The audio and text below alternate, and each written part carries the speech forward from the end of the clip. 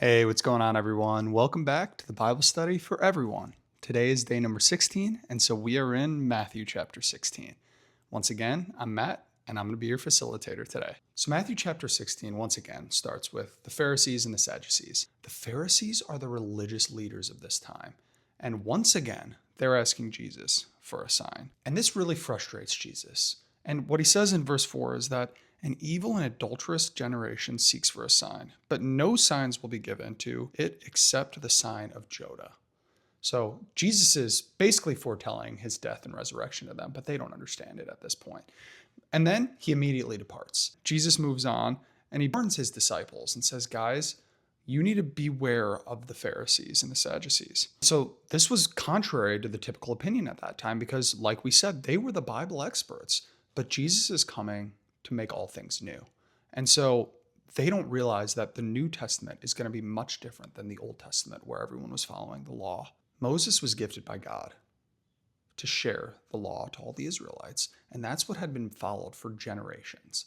But Jesus came and was changing everything. And so, yes, understandably, it was difficult for the Pharisees and the Sadducees to accept this, but the disciples were the ones that really were becoming the new ministers of the new generation of the Church of Christ. That's exactly what we see here. So Jesus is speaking to the disciples, and he says, "Who do you say I am?" And Peter's the first one to stand up and say to Jesus and the group, "You are the Christ, the Son of the living God." And then in verse 18, "I tell you, you are Peter, and on this rock I will build my church, and the gates of hell shall not prevail against it."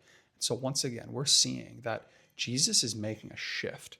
He starts with the Pharisees and the Sadducees and says, you better watch out for them. This Old Testament law that everyone's been following for generations, it's about to change. And it's going to change because of the church that I'm building. And Peter, you're going to be the one who builds it with me. You're going to be the leader of it. Peter obviously doesn't understand what it's going to come to. Eventually, he's going to lose his life for it. Imagine in that situation, you have the Messiah telling me, you're going to be the one that I'm going to build my church around. And Jesus begins in verse 21 telling about his death and resurrection, foreshadowing that it's going to come. And he finishes by basically saying, hey, Peter, and the rest of you guys, you need to take up your cross and follow me. This is not going to be an easy path. And we'll see throughout the New Testament that many of them had to sacrifice everything or close to everything for Jesus. And so I really want to double click into the end in verse 26, where Jesus says, for what will it profit a man if he gains the whole world and forfeits his soul? We see the disciples. They're willing to risk it all for Jesus' church. But are we willing to? And I know that this seems to be repetitive, but this is the New Testament.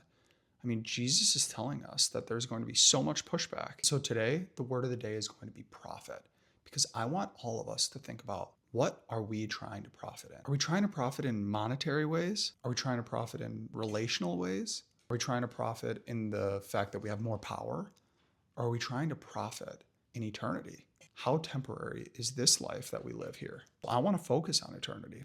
I want that to be what my mind is set on. Ever since I've had that mindset, it's honestly made my life here that much better. So think about that today. Meditate on the thought of eternity. Where am I putting my focus? Where am I trying to profit? And we'll talk to you next time. See you guys.